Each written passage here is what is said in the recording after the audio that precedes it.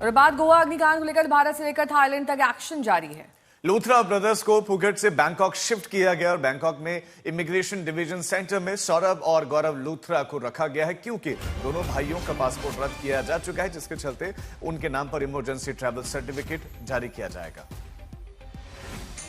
तो ये जो है आपको बता दें कि एम्बेसी ही जारी करती है। इसके लिए बैंकॉक ले जाया गया है। लूथरा भाइयों को कल भारत सरकार की मांग पर थाईलैंड पुलिस ने फुकेट से हिरासत में लिया। नाइट क्लब के मालिकों को भारत लाने के लिए गोवा पुलिस की टीम थाईलैंड पहुंच गई है। गौरव और सौरभ लूथरा को थाईलैंड पुलिस से अपनी हिरासत में लेने के बाद भारत लाया जाएगा। तो 3 तस्वीरें आपको दिखा रहे हैं, भारत लाए जाने की तैयारियां हैं और उसके लिए जो भी अब प्रक्रिया, क्योंकि इनका पासपोर्ट रद्द हो गया है तो उसी अकॉर्डिंग तैयारियां की जा रही हैं।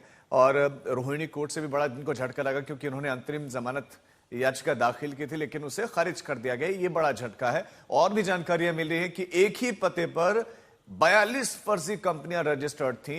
ये कैसे हो रहा था? बिना सिस्टम की मदद से क्या ये संभव था? स्वाभाविक नहीं। तो क्या उन लोगों तक भी अब आज पहुंचेगी जिन्होंने एक ही पते पर 42 फर्जी कंपनियां वहां पर बना रखे थे और कोई मॉनिटरिंग नहीं थी, कोई देखने वाला नहीं था? अरविंद ओझा मेरे सहयोगी जुड़ गए हैं। अरविंद, कब तक ये संभव हो पाएगा कि भारत आ सके दोनों भाई?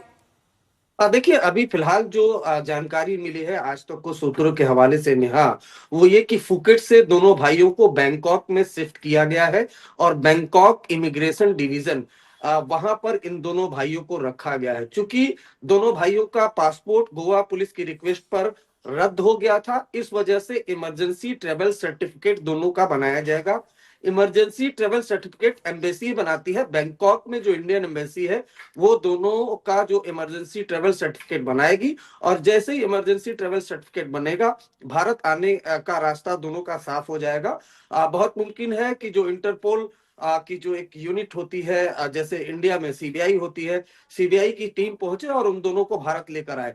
तो 1 से 2 दिन का वक्त लग सकता है। बहुत मुमकिन है कि अगर इमरजेंसी ट्रेवल सर्टिफिकेट बना और तमाम कागजी कार्रवाई पूरी हो गई तो आज लेट नाइट भी दोनों को भारत के लिए रवाना किया जा सकता है। बड़ा अपडेट आप बता रहे कि आज भी आ सकते हैं, लेकिन अब साथ साथ में एक ही पते पर 42 फर्जी कंपनियां रजिस्टर्ड थी। और क्या क्या जानकारियां इनके बारे में मिल रही हैं? बिल्कुल, देखिए, जो दोनों भाई हैं वो तो गोवा पुलिस ने उनको आरोपी बनाया ही, उनके क्लब में आग लगी थी। लेकिन जैसे जैसे जांच आगे बढ़ी, जो कागजात आज तक के पास हैं, उससे ये पता चलता है कि एक ही एड्रेस पर नॉर्थ वेस्ट दिल्ली में हडसन लेन में एक दफ्तर है, उस एड्रेस पर 42 कंपनियां खोली गई हैं, जिसमें एक आउटलेट भी दिखाया गया है फुकेट में, उसी फुकेट में जहां दोनों भाई पकड़े गए। लेकिन वो भी कागजों में ही वो आउटलेट है, ऑन पेपर ही वो आउटलेट है, धरातल पर जमीन पर उस तरह की कोई कंपनी नहीं है। उसी तरह से 42 अलग अलग कंपनियां खोली गई हैं, जिनमें ज्यादातर कागजों में ही है। इससे ये शक होता है कि बहुत मुमकिन है कि ये शेल कंपनी हो और पैसों के लेन देन के लिए, मनी लॉन्ड्रिंग के लिए इस तरह की शेल कंपनी अमूमन खोली जाती है। तो अब धीरे धीरे ये जांच का दायरा आगे बढ़ रहा है और जाहिर सी बात है गोवा पुलिस जी, ये जो अरविंद आप बने रहे हमारे साथ, आपके पास हम लौटते हैं। और इस बीच गोवा अग्निकांड के मुख्य आरोपी लूथरा ब्रदर्स को लेकर एक बड़ा खुलासा हुआ है। लूथरा ब्रदर्स की 42 फर्जी कंपनियों का पर्दाफाश हुआ, जिसका जिक्र हमारे संवाददाता भी अभी कर रहे थे। सौरभ लूथरा और गौरव लूथरा बीच क्लब के अलावा अन्य 42 कंपनियों से जुड़े हुए थे। इनमें से कई कंपनियां सिर्फ कागज पर मौजूद थी, रियलिटी में नहीं, सिर्फ पेपर्स पर। और ये सभी कंपनियां दिल्ली में एक ही पते पर रजिस्टर्ड है। कॉर्पोरेट रिकॉर्ड से पता चलता है कि लूथरा भाई इन कंपनियों और लिमिटेड लायबिलिटी पार्टनरशिप में डायरेक्टर या पार्टनर के तौर पर लिस्टेड हैं। ऐसा कंपनियों का इस्तेमाल आमतौर पर बेनामी लेन देन, मनी लॉन्ड्रिंग के लिए किया जाता है। टैक्स एवेजन के लिए भी इस तरह की कंपनीज का इस्तेमाल किया जाता है। पुलिस इन कंपनियों की अब जांच कर रही है।